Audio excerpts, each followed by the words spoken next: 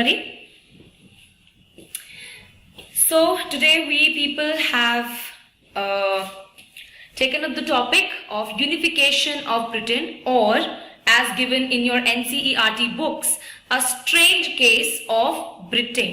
Class 10th NCERT History, Chapter 1, Nationalism in Europe, and the topic we have chosen for today is the story of Britain, how this country was actually formed. So here you can see a map where there are 4 different isles. Isles क्या होते हैं? आप लोगों ने island पढ़ा है, right? Isles is the plural form for island. तो ये 4 isles आपको दिख रहे हैं. We have England over here, Scotland, Wales, Ireland, and Ireland के नॉर्दर्न पार्ट को मैंने अलग से लिखा है नॉर्दर्न आयरलैंड. वो क्यों है वो मैं भी आपको यहां पर एक्सप्लेन करूंगी. तो स्टोरी कुछ ऐसी है कि ब्रिटेन नाम की कोई भी कंट्री 18th सेंचुरी की बिगिनिंग में एग्जिस्ट ही नहीं करती थी. तो फिर ब्रिटेन कब और कैसे बना? एक्चुअली 18th सेंचुरी के टाइम पर सभी कंट्रीज, इवन पावरफुल वंस, एक दूसरे पे कब्जा कर रहे थे, हमले करते थे, अपने किंगडम को, अपने रिसोर्स के स्टॉक को एक्सपैंड करने के लिए वॉर करते थे. तो यहां पर ये जो इंग्लैंड है, इंग्लैंड बहुत ही ज्यादा रिच था एंड पावरफुल भी था, और दूर की भी सोचते थे ये लोग. तो जो इंग्लैंड के लोग हैं उन लोगों ने ये सोचा कि हम लोग जो है वो बहुत ही छोटे छोटे आइलैंड्स हैं और दूसरी कोई भी कंट्री हम पर आसानी से हमला कर देगी तो हम क्या करेंगे. दैट्स व्हाई इंग्लैंड थॉट कि इन 4 डिफरेंट आइलैंड्स को यूनाइट हो जाना चाहिए और एक कंट्री बन जाना चाहिए. They must unite together and form one nation state. Even historical experts तो ये तक कहते हैं कि नेशन स्टेट का एक्चुअल आइडिया, पावर बढ़ाना, सिमिलर कल्चर को एक्सपैंड करना, एक बाउंड्री क्रिएट करना, ये सब कुछ एक्चुअली ब्रिटेन ने ही दिया है. अगर नेशन स्टेट का एक्चुअल कॉन्सेप्ट जानना हो तो वो ब्रिटिश की स्टोरी से ही शुरू होता है. सो ये कोई कंट्री थी नहीं, एग्जिस्ट नहीं करती थी. इस कंट्री को बनने में और बनाने में इंग्लैंड का बहुत बड़ा हाथ है और मेहनत भी है. तो पहले हम स्टोरी थोड़ी सी समझ लेते हैं, उसके बाद हम लोग थ्योरी के हिसाब से जो हमारा टेक्स्ट है उस कॉन्सेप्ट को हम समझेंगे. सो इंग्लैंड को ये रियलाइज हुआ कि इन सभी कंट्रीज को एक हो जाना चाहिए, बिकॉज हम छोटी छोटी अलग अलग कंट्रीज हैं, तो अपनी पावर को एक्सपैंड करना तो अच्छी बात है. हर कंट्री ये जो थी, ये छोटे छोटे आइलैंड्स, किंगडम्स, इनके अंदर राजा का ही राज था. कोई ना कोई किंग या रूलर इन्हें रूल कर रहा था. इंग्लैंड के अंदर भी रूलर है, अभी भी है वो तो, राइट. सो इंग्लैंड के जो लोग थे उन लोगों ने न्यू आइडियाज को जगह दी, यानी कि डेमोक्रेटिक आइडियाज को जगह दी. उन लोगों ने एक पार्लियामेंट बनाया इंग्लैंड के अंदर.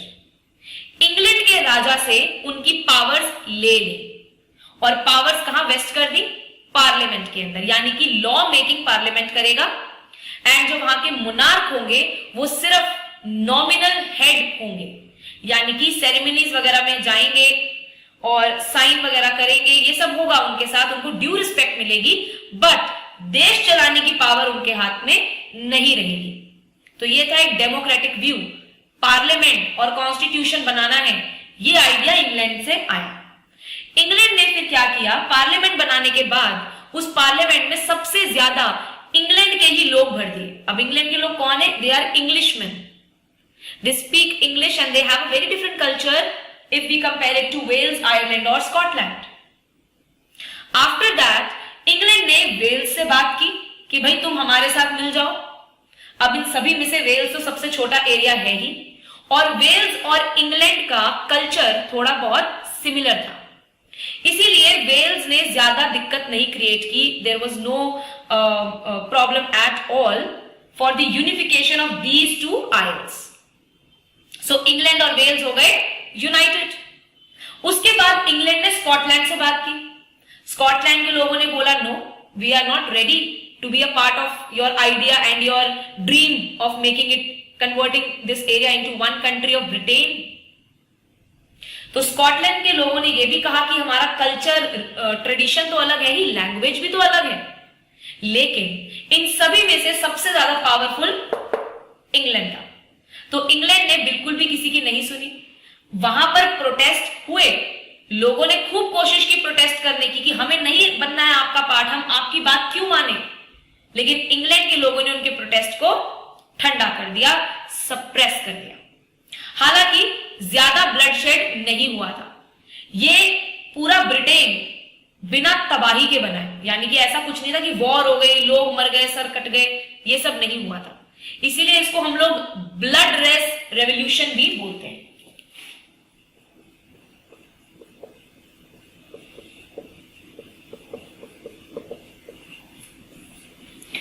ब्लड शेड वगैरह नहीं हुआ था, प्रोटेस्ट थे और प्रोटेस्ट को ही सप्रेस कर दिया गया था।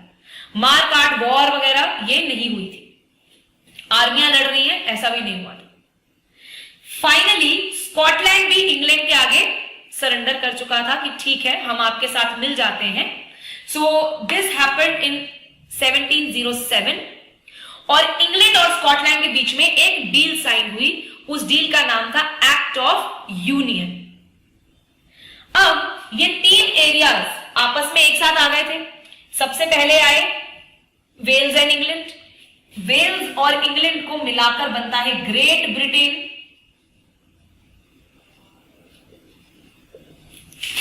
उसके बाद स्कॉटलैंड भी आ गया साथ में, तो Wales plus England plus Scotland, United Kingdom of Great Britain.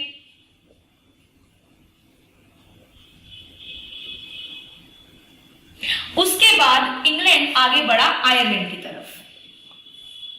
England आगे बढ़ा आयरलैंड की तरफ। आयरलैंड की स्टोरी थोड़ी सी अलग है, तो पहले आप सभी स्टोरी सुनिए।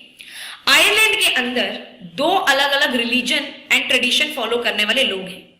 One are Catholics and another group is of Protestants.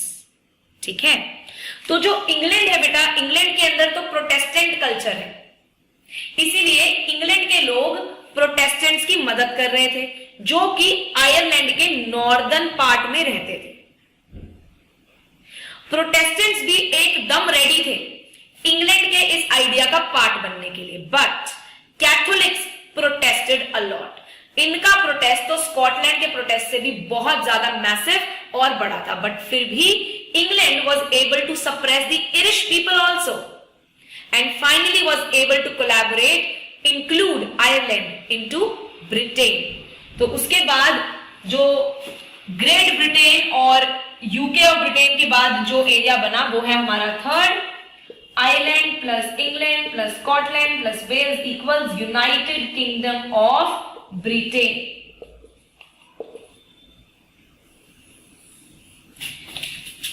तो थोड़ी बहुत स्टोरी समझ आई। इंग्लैंड के लोगों को लगा सबको आपस में मिल जाना चाहिए, इसीलिए उन्होंने राजा से भी पावर ले ली, पार्लियामेंट खोल लिया, कॉन्स्टिट्यूशनल मोनार्की स्टैब्लिश कर ली, फिर वेल्स को अपने साथ मिला लिया। तो इन दोनों कंट्री को मिला के हम बोलते हैं ग्रेट ब्रिटेन।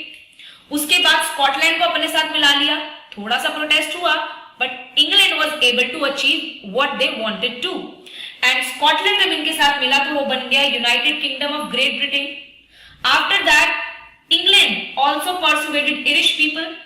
आयरलैंड के अंदर तो दो भागों में लोग बट गए, कैथोलिक्स एंड प्रोटेस्टेंट्स, और उनका झगड़ा और प्रोटेस्ट बहुत ही मैसिव था।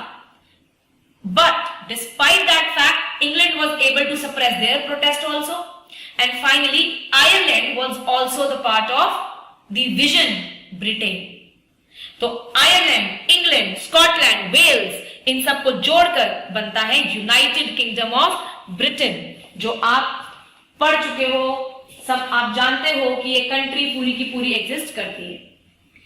पर आप ये देख पा रहे हो कि 18th सेंचुरी की स्टार्टिंग में ये कंट्री एग्जिस्ट नहीं करती थी, और इंग्लैंड ने वो सेंचुरी खत्म होते होते एक कंट्री क्रिएट कर दी। जो उन्होंने सोचा वो करके दिखाया। प्लीज, आई होप ये क्लियर होगा। आप लोगों को मैप पढ़ना है, इसमें ध्यान से स्टडी करना है। And now we shall continue with the theory part for this topic. Okay, so जो भी अभी तक हमने समझा वो आपके आगे अब एक थ्योरी फॉर्म में है। अब आपको ज्यादा आसानी से ये कहानी समझ में आ जाएगी। 18th सेंचुरी से पहले कोई ब्रिटेन नाम की कंट्री थी ही नहीं। 4 आइल्स थे, Wales, England, Ireland and Scotland. उसके बाद इंग्लैंड ने ये सोचा कि इन चारों को एक साथ मिल जाना चाहिए ताकि इनकी पावर इंक्रीज हो जाए। 1688 में इंग्लैंड में पार्लियामेंट बनाया गया जिसके अंदर मैक्सिमम सिर्फ इंग्लैंड के ही लोग यानी कि इंग्लिशमैन ही थे। उन लोगों ने अपने मोनार्क से पावर को सीज यानी कि ले लिया था एंड पावर पार्लियामेंट के हाथ में दे दी गई थी to make the laws for the country and run the country. And उसके बाद उन लोगों ने अपनी कंट्री को कॉन्स्टिट्यूशनल मोनार्की में कन्वर्ट कर लिया। In 1688, Parliament was formed in England, which was dominated by Englishmen who seized power from monarchy and converted their region into a constitutional monarchy. So there will be a king, but there will be a constitution along with parliament. Basically, Britain के पास written constitution नहीं है, so we can say कि उन्होंने अपना एक parliamentary system ही बस generate किया था। So बस अपनी पावर का यूज करके इंग्लैंड ने सबसे पहले वेल्स को अपने साथ मिलाया, जो कि कोई इतना मुश्किल काम नहीं था। After that England possessed their power over Scotland.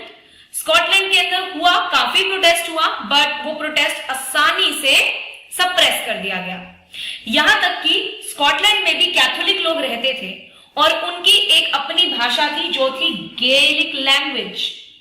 लेकिन जब इंग्लैंड ने उन्हें अपने साथ मिलाने की कोशिश की तब उन्हें मना कर दिया गया था कि वो अपनी भाषा का इस्तेमाल नहीं कर सकते।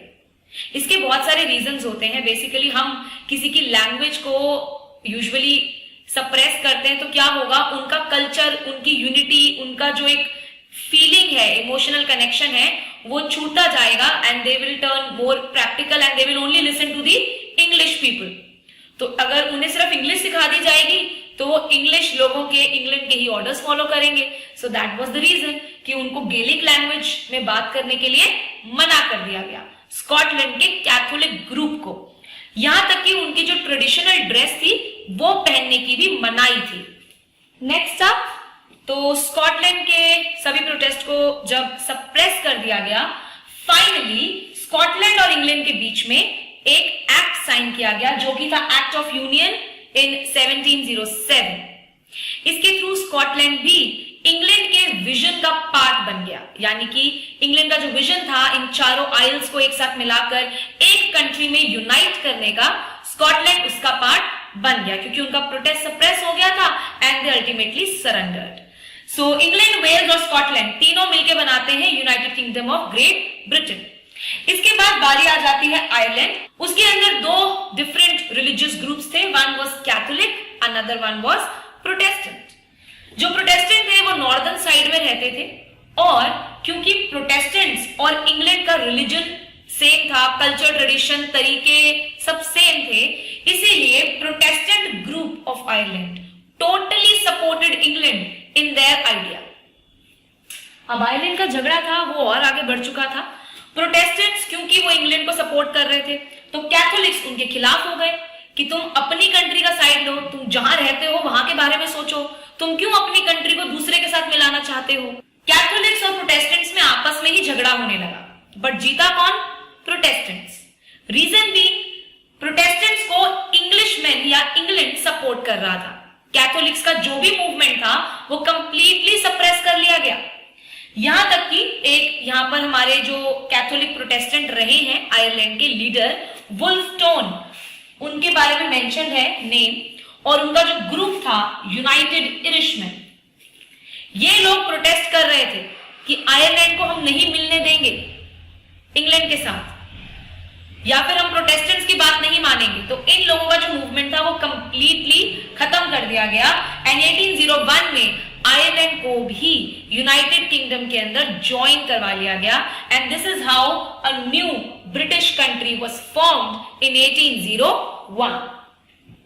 फाइनली जब ये नया देश बन गया तो अब जो ये न्यू कंट्री थी ब्रिटेन, जिसके अंदर ये डिफरेंट 4 छोटे छोटे आइलैंड्स इंक्लूडेड थे, सभी के लिए सेम रूल्स बनने लगे और वो रूल्स ज्यादातर बनाता कौन था? इंग्लैंड एंड वहां का इंग्लिश पार्लियामेंट, क्योंकि वो सबसे ज्यादा पावरफुल थे। तो उनका जो ब्रिटेन का नेशनल फ्लैग है उसका नाम है यूनियन जैक। जो उनकी लैंग्वेज रखी गई, सारे एरियाज को इंग्लिश ही बोलनी है, that is the national language. And उनका एंथम है God save our noble king. ये इंफॉर्मेशन एनसीईआरटी से ही है। So this is it from my side for the unification of Britain. I hope this session was useful for you. Keep revising, solve a lot of questions and study really well.